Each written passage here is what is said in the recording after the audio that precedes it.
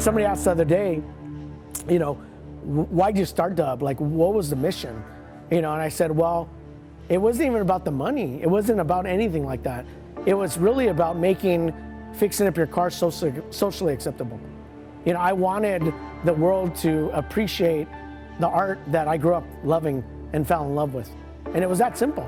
And then it just kind of took off because there was a lot of people that appreciated that art.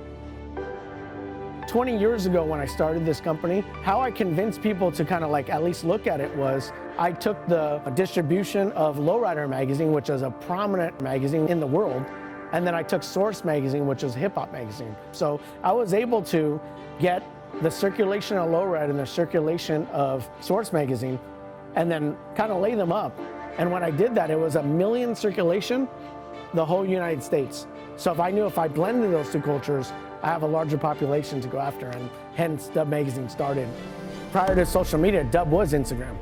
Dub was putting photos of celebrities and kind of their lifestyle out there in the public so people could kind of get that fascination, that fulfillment of, having access to a celebrity.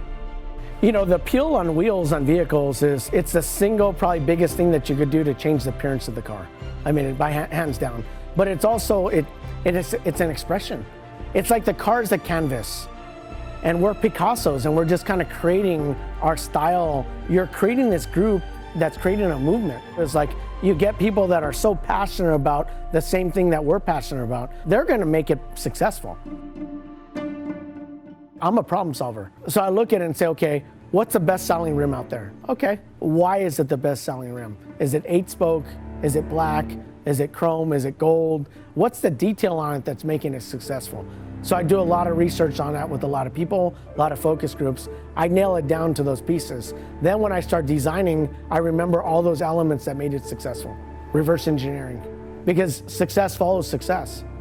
So if I could take the bones of what makes it successful, and it changes constantly, and keep on finding out what those bones are, I could constantly be successful. So to me, there's no such thing as a waste of time. I hear people, oh, it's a waste of time. There's not a waste of time because you're going to get information that you're going to use, and it may not fit in that puzzle you're doing today, but it'll fit in the puzzle in the future. And that's the key. So you got to kind of keep all your pieces because you never know when you're going to have the right puzzle piece. And a lot of times, somebody else is building the puzzle. You're just the last piece that they need to complete it.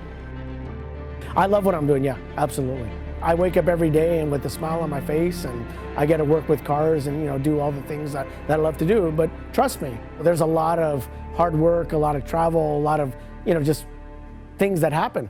Both personal, business, everything else, and you just got to be resilient. You got to be the one that's just constantly there. You got to be in the fight. And you got to be smart.